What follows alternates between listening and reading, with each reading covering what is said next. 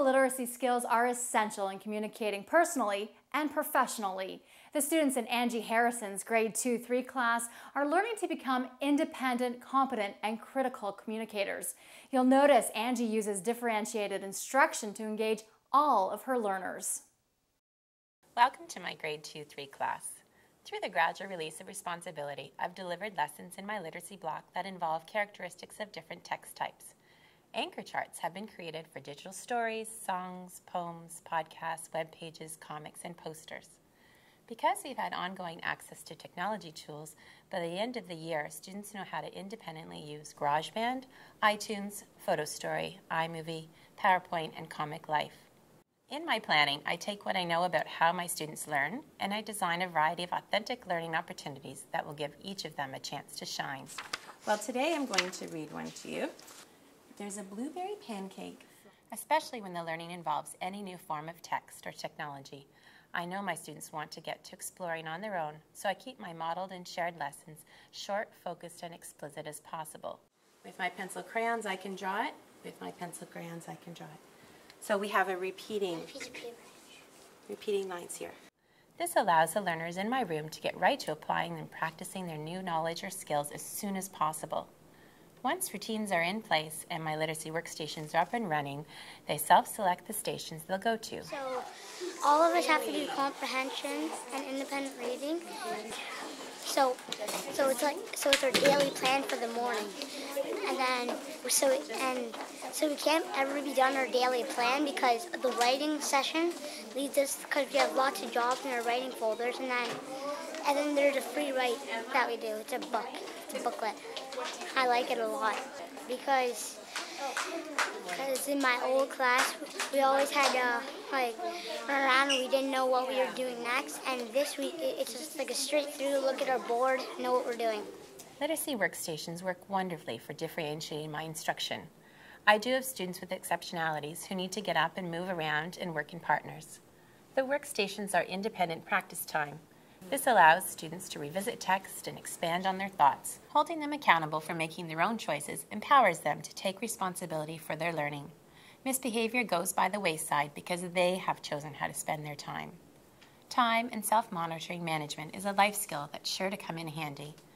In my Balanced Literacy program, students also expect to meet in small, guided lessons where I have a particular focus in mind. I want you to think about, are the sequences the same, or the sequence the same in this story as what we did when we created our podcast?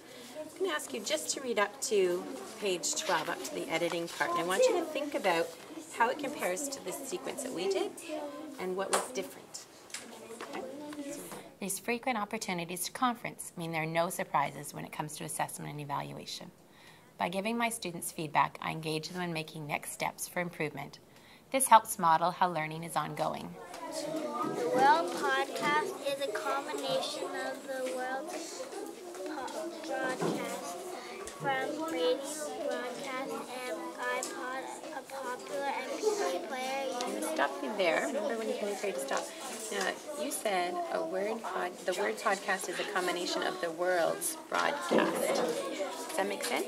No. What is it?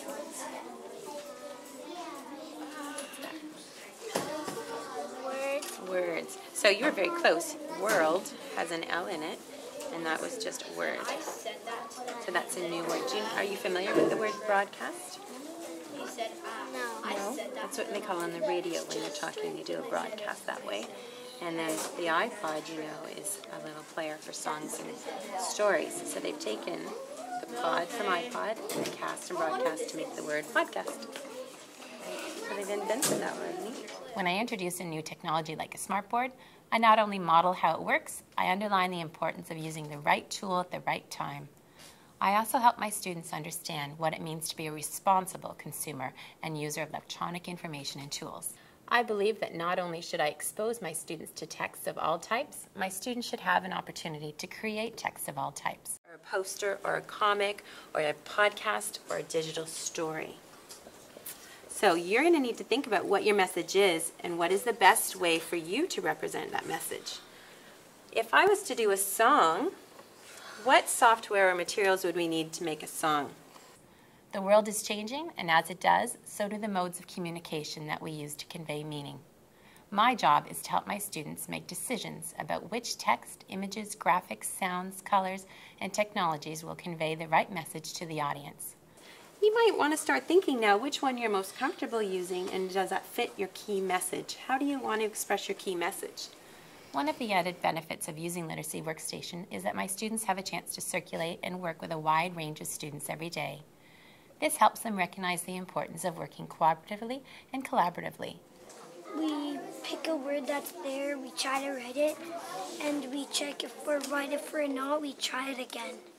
It also emphasizes the need to respect individual differences. As the 2s and 3s work on their special person project, they're applying their understanding of text forms as they create a media message for a particular audience.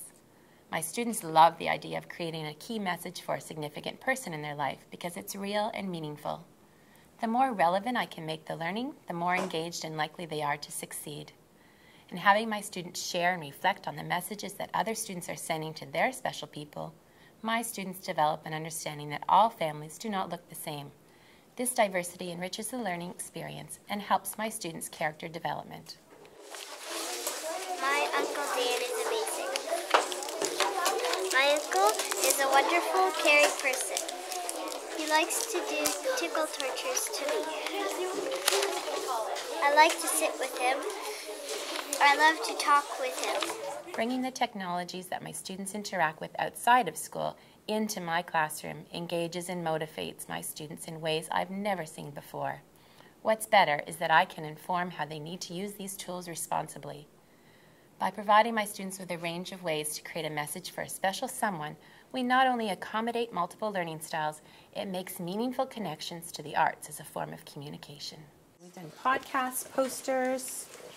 We made some movies for our grandparents, like Happy Holidays. Okay, we've done iMovies, and those are digital stories that we've done. That's right. Wherever appropriate, I help my students make connections between what we're learning and the other topics or skills we've explored already. Making cross-curricular links explicit for my students deepens and gives purpose to their understanding. So we've seen the text, we've heard the music, and now there are illustrations to go along with the song. Now, I want you to think about, are these illustrations what you expect, and do your feelings about the song change when you see it? Through the gradual release model, every task I expect my students to perform has been modeled and practiced as a whole group and individually.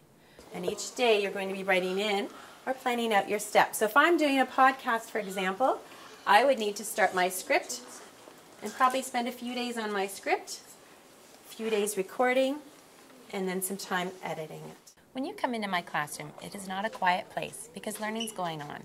However, the conversations that you hear are accountable talk.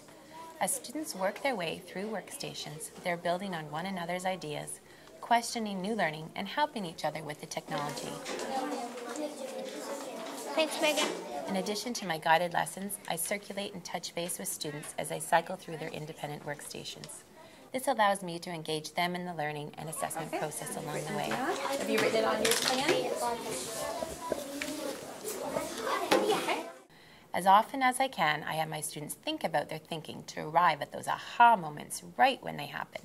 Sometimes this is in the form of whole group discussion, think, pair, share, or individual journal or blog posting. We need our students to be independent problem solvers who can collaborate and communicate their ideas effectively. It is no longer an option to teach media literacy. It is our responsibility. The Learning Centers provide students with the opportunity to do independent study, make choices, and think about their thinking. While engaged in active learning, they also have time for reflection, talk, and self-assessment.